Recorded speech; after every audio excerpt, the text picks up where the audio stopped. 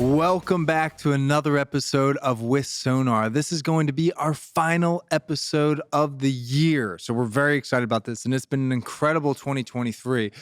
Tony, I think you'd agree with me. So let me just set the stage here really quick. All right, so we've got a couple quick things to cover initially here. We're going to give a quick little look back for 2023 for the freight markets. And then, Tony, we're going to be joined by two very special guests to talk about Trucking Insurance 101 and what that means, how costs even get to where they are, what we can look forward to the future, what goes into it, what even is trucking insurance, and why is it even needed, and a whole bunch more. So stay tuned for that after a quick little market update. But Tony, if you had to, I'm going to pick on you here for just a minute, right?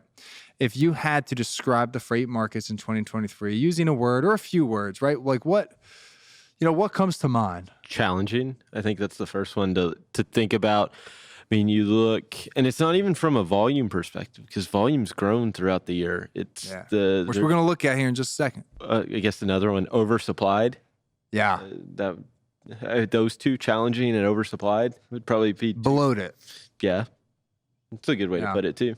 So, bloated. But I mean, the market, it's trying to correct itself. It's what was working unexpected about like how things have ended here? Like what did maybe you predict happening that came to fruition, and what did you not predict happening? I think ocean volumes staying kind of resilient through November and really early December. I think that was a surprise. Not that I know Henry Byers put out the article saying no real peak season, and there wasn't. When you look at, there is no peak. It's just this long, steady levels, really. Yeah. I think that's one not of the... Not a peak, but no dip either. Well, not a significant one, at least. Correct. Yeah, I think that's the key. And then, I mean, the other one is the consumers kind of stayed stronger than maybe I would have expected. I think you would have at least started to feel effects of higher interest rates, student loan repayments, things like that. And it hasn't showed up, but it's not to say some of those impacts won't be felt early next year. Yeah. Well, what I'm going to do here is let's put a chart up on the screen just for people to look at. This is our NTI index. So this is the this is basically truckload prices. These are daily spot rates. This is all in. So we're currently sitting at, I think it's about $224 a mile or so. And it's, I mean, look at that. It's already dropped off of, like, we peaked out December 8th, and we've just been declining since December 8th. But nonetheless, I mean, if you look at this is year to date, a lot of downward pressure. And that was from already a fairly depressed back half of 2022. So I think as we kind of transition into the truck insurance conversation here shortly, a lot of carriers are feeling a lot of pain from the top line because this is their top of funnel, right? Yep. And that is translated into their cost of their equipment, cost of maintenance, cost of insurance, cost of driver wages, cost of fuel, right? So, when this line goes down, it makes all those other necessary costs just feel that much more of a weight. Yeah, they're moving down in a time when they should be moving higher, right? You should see spot rates increase through December and not go down from December 8th to what is it now? Right. You'll have data from the 19th. So you shouldn't see that decrease. And I think that's because now you're starting off for any push higher from a carrier perspective, you're starting off that push over the next, call it 10 days, 12 days from a much lower base than where you would have been, say, on December 8th if you kept upward pressure. The hard part is putting upward pressure, right? When the market's so oversupplied, there's too much capacity, it's hard for a carrier to have enough bargaining power in the transportation market to put upward pressure on rates. The only way they do it is by coming offline. And with rates as low as they are, they can't afford to come offline. So it's this double-edged sword. No, that's so true. Well, here, let's do this. We're going to talk a little bit about truckload demand later on and where that's likely to go and when the market may start to rebalance in 2024. Before we do that, let's talk. We want to introduce a couple of our guests. We've got some really special guests today joining us from Higginbotham, which we're really excited about. So we've got Brent Allred and Howard Summers here to really break down what truck insurance even is, why it exists, just all the things you would need to know about this. So anyways, gentlemen, thank you for joining us here today. Really glad to have you on the show. Yeah, thanks for having us. Glad to be here. Yeah. Why don't we do this? If you can, each of us just give a quick 20, 25-second introduction of yourselves, what you do at Higginbotham, and maybe kind of what even got you into insurance. Sure. So I'm Brent Allred. I run our transportation specialty practice at Higginbotham. I've been doing this for about 14 years. How I got into the role I'm in today is I'm one of the few crazies out there that went to school for this. I got a risk management degree and kind of learned early on that this is the space I wanted to enter into. And I'm not unique in the fact that trucking found me about 2 years into that role of insurance, just kind of figuring out what the possibilities were there and just how we all know that trucking leads the way. So it's a fun space to be in. No doubt a lot of challenges. So look forward to talking about some of those today and ways that we can look to address them. Awesome. How about you, Howard? Yeah, unlike Brent, I have not been in it for 14 years.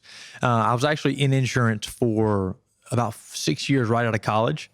Left the industry, took kind of the entrepreneurial path, worked for a company, bought my own business, ran that for several years, was able to successfully sell that. And then as I began looking around at my next adventure, I guess you could say, insurance, a lot like trucking, found me. And Brent and I have been friends for a long time. We worked together in my first stint in insurance, and we always kept in touch, kind of bounced ideas off one another. And after that acquisition, we reconnected and knew the opportunity was there. So that's how we ended up back in the business. But just like Brent, I focus specifically on trucking and transportation and work here with him in Chattanooga. That's awesome. Well, glad to have you guys both here today, and hopefully you can educate us a little bit on insurance. One thing I think is probably important, right? I know probably one of the most popular questions I imagine folks have on their mind is, why does it cost what it does? Why are my premiums going up if I don't, have any problems? But before we get to some of that, I think it's probably good to define like what's we have insurance for so many things. We have health insurance, right? Car insurance, disaster insurance on your home and all that. But like when we think about truck insurance in particular, or just in the freight markets in general, like what's the purpose, right? What does it solve? Can you help us out there? Yeah, I'll run with this, Brent. The reality is that insurance is built to transfer risk. I mean, we have risk in every facet of your life, right? Whether it's your personal risk, whether maybe your home burns down, or you get hurt of some sort, your family gets hurt, or something, some calamity comes along in life that disrupts the normal, right? So in your business, you have that same thing. So for transportation specifically, it's no secret. There's a massive amount of risk, whether it's a liability, your truck hits somebody, the cargo you're hauling gets damaged, one of your employees gets injured. The basic component of insurance is to transfer the risk you have to somebody else. So you trade a little, not figuratively, but in terms of what it could be, you're transferring that. And those are the ways to manage risk, whether it's, you can retain it, you can control it contractually, but transferring is what insurance is. You transfer it from me to you based off of a premium. And so at its base level, that is what insurance is. It's to manage the risk that you have in your business so that if something were to happen, you know that your operations can continue. Otherwise, your operations are at risk of being shut down if something major were to happen. I think that's a good way to put it there, this transition of risk.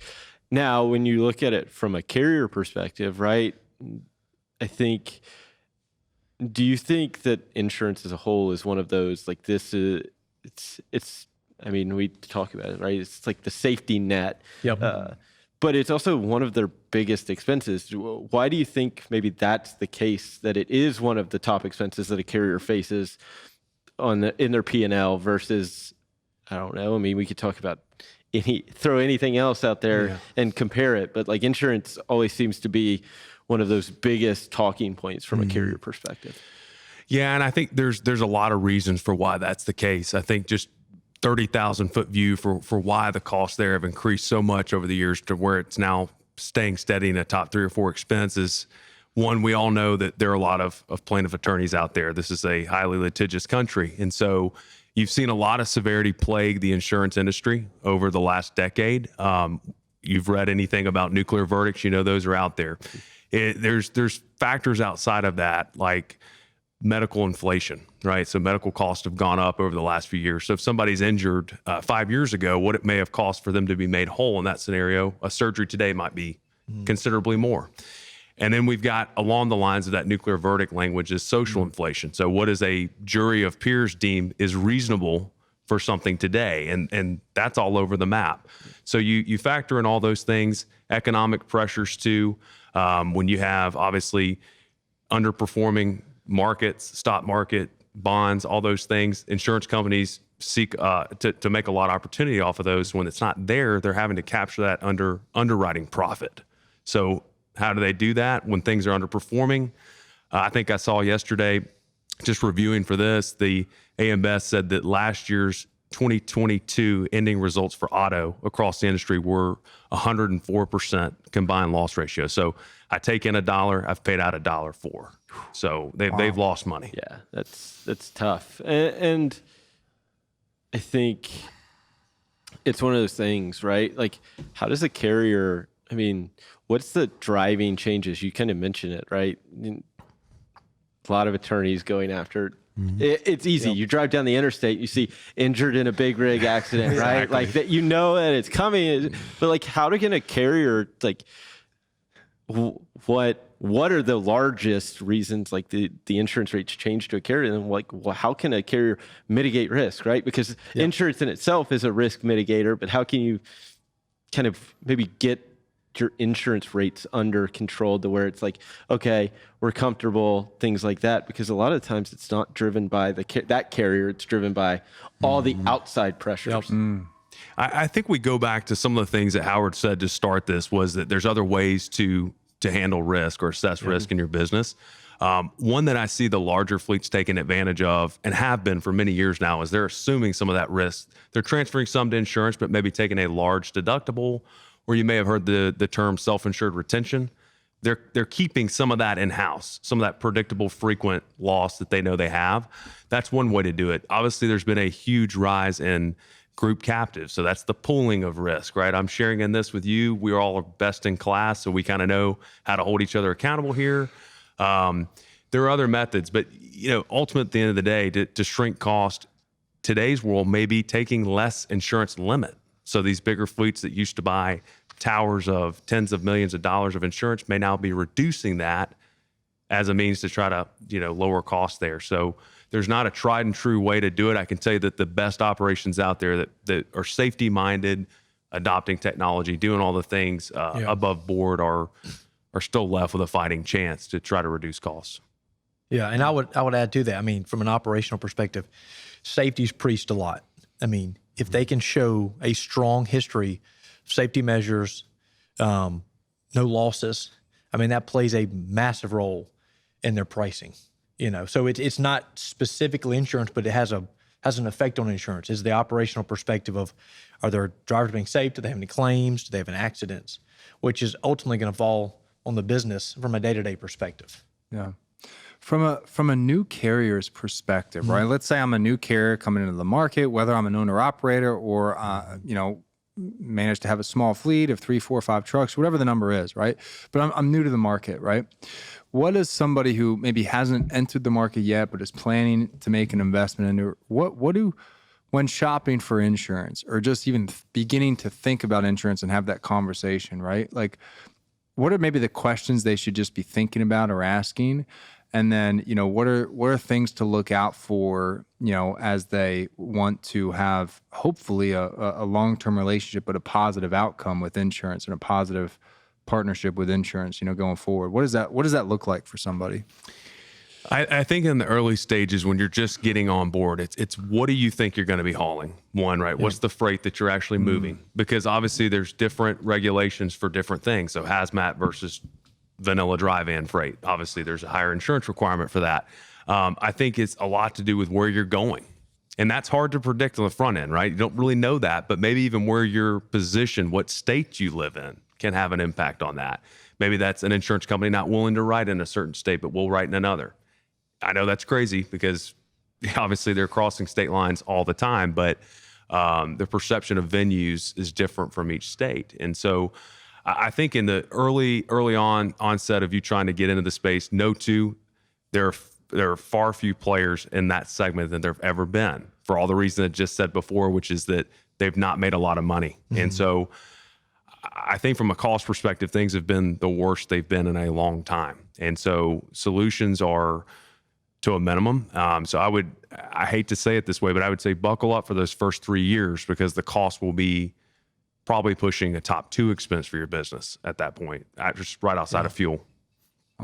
What needs to change with insurance, right? Well, actually, let's answer this 2 ways, right? So, you've both have been in insurance, and obviously you've been in trucking insurance now for a while. But like, when you look over the last decade or so, or even the half decade, right? What's improved with the process, or just the industry as a whole when it comes to insurance? And then, what are some of those priority items that you guys would like to see improved over the next 10 years? You want to start with just some of the improvements you've seen, and I can. Yeah, I think improvements from a insurance plus an operational perspective with trucking companies, the way that they're monitoring safety, ELDs, tracking metrics, things like that, being able to monitor how these trucking fleets operate on a day-to-day basis.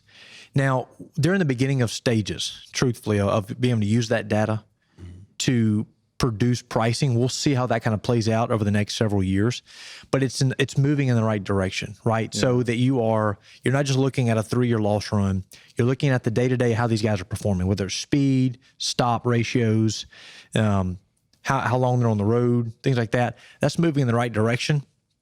I would say, negatives is obviously having to deal, as corny as it sounds, price is incredibly important to the operation of a business. In the beginning stages of a trucking company, let's say you neglect to review the actual policy or review what you're buying. Insurance is an intangible product. That is why so many people struggle with it. It's not like this book or this table or microphone. If you don't review it and you have a claim that's not covered, well, what was the benefit of paying for that policy? So that's still a negative in terms of insureds not reviewing what they're really buying. And that falls on behalf of the agent side. But so there's 2 pros and cons to that. But Brent? Yeah, I would just say too, from people purchasing insurance, what I think they would feel their perception that's negative over the last few years within the insurance industry. There are a lot, but one I would put up in the forefront of their minds is not combating some of these claims where you have these billboard attorneys, right? And you're letting them play their game, and the book's out there, right? You can read about all this reptile theory, all these things that they're mass producing, which you can go buy on Amazon for $1,000, by the way. That's the cost of that book now. But what strategies are we deploying? Why are we settling every case? We understand the ramifications of being in front of a jury and that not going well. So I get that. But at the end of the day, it's taking a chance to be a little bit more aggressive in the pursuit on those claims, or they're not gonna get better. And so I think that's the frustration we see, is costs keep going up. But you almost hear so much about nuclear verdicts, those huge settlements, right? Mm-hmm. Those are a dime a dozen in comparison to what I call nuclear settlements. And all that is let's say the perception is this claim's $50,000 in my mind, but we settled for $100,000. That's 100% over, right? What I expected this claim to end at. That's a nuclear settlement. And that's happening every day. And so I think that's the challenge that the insurance companies are tasked with to fix. And using the technologies that most trucks have now with cameras, ELDs, that's going to be used as a better underwriting scrutiny, because you can't take the old method of reviewing MVRs and looking at IFTA reports and making assumption about, length of haul, if they're being dispatched not in the area of where their office is, which is trucking every day, you may perceive that operation's running 500 miles on average. Well, no, if they started in one state and they're going one state over, it may be a 200, 300 mile operation. So they're using those things to refine pricing. I would say there are a few that are out there in the early stages that are key insurers to watch, because if they perform like we think they will, the national brands that you might know over the years are going to absolutely follow suit. Yeah, I think you all talked about the data and the data side, right, with the advancements in technology within the truck itself. But talk about through, and it seems crazy, but you look at, say, auto insurance, right? That quoting process is so easy now. You just plug in all the information online, it spits out the quote, and it feels like on the trucking side, it's maybe not to that level yet. And is it just a matter of ingesting more of this data as it's kind of advanced and become more readily available? Or is it just a change that the industry has to make as a whole to kind of make that, I don't want to say a quoting process easier, but to some extent, maybe take the burden off having to go out there and search it, and you can shop from your computer or your phone nowadays for most things, making it kind of available that way too. And I think they're working on that. I think some of those newer models we mentioned that are on the beginning phases are rolling out. They are making it where you can get a realistic indication for what costs would look like with them, with just a few pieces of information, a DOT number, maybe an MC number, any of those things that are readily available to the public. I think that is the future. Technology is the future. I kind of wish I didn't say this because I'm in the business, but I do think insurance tends to be more conservative on the cutting edge of technology. Maybe not on like claims management and diving into data, but deploying data to the end consumer. They seem to be cautious about how they roll that out. And I think because they know that affects pricing and they get it wrong, they're upside down even further. So I think they are working on those things. And I agree with you. It's a cumbersome process. So we talk a lot on this show about, what's going on in the freight economy, right? How is the market shifting and who's impacted by that? And we've talked a little bit today, but, I guess when the freight market is shifting, whether it's going up or down or it's flat, whatever it may be, right? But like, how does that play an impact on the world of insurance for your industry? Well, maybe a little known fact to the listeners and viewers here is that insurance companies have kind of two metrics for returning profit. One is, when the stock market, bonds, all that are performing well, they're earning money off the dollars they take in off your premiums, and they invest that money. Yep. They get a return off that money. That largely, in some cases, can offset underwriting losses.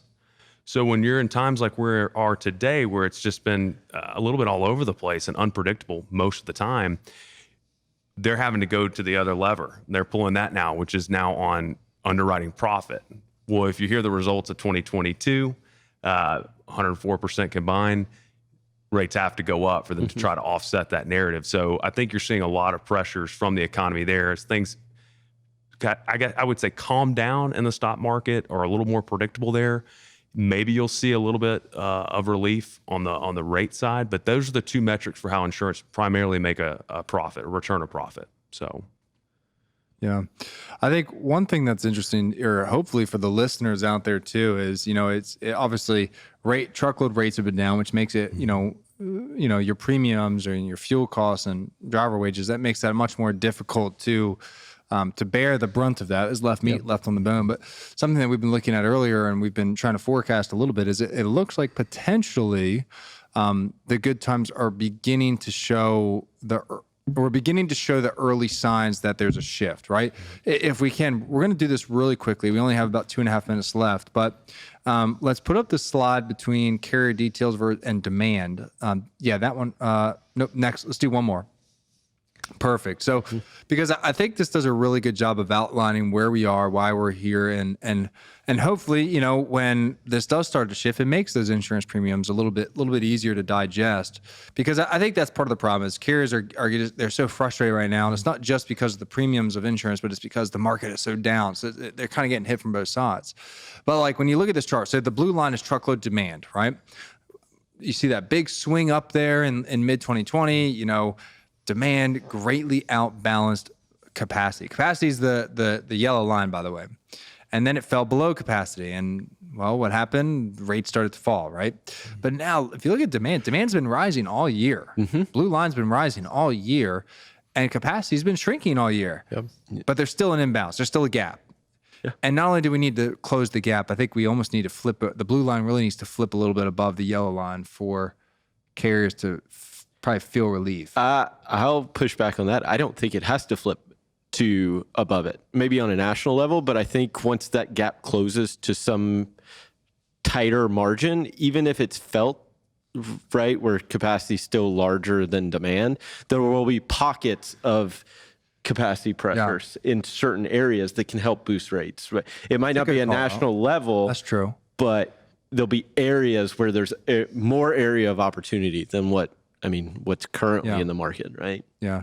So I think from a carrier's perspective, from the listeners, right, this should be exciting because it there is a little bit of storm left, but it looks like, we're definitely on the back half of that storm here, and it looks like by a decent wage. So if the trend lines hold, we're talking somewhere in mid 2024 where things should really start to rebalance. And then hopefully we'll see where it goes from there. Time will tell, of course, but it looks like we're on that trend line. But anyways, Brent and Howard, thank you guys so much for joining us today. It's been an absolute pleasure. We'll have to have you on again to tell us a little bit more about insurance, the latest technology, how it's going to improve the industry. We're excited to learn more there, and hopefully everybody as well. If you have more questions and you just want to have a conversation, feel free to reach out to Brent or Howard. You can leave a message in the comments below as well, and we'll get you in touch with them. But in the meantime, have a fantastic rest of your day. Enjoy your Christmas, and Happy New Year.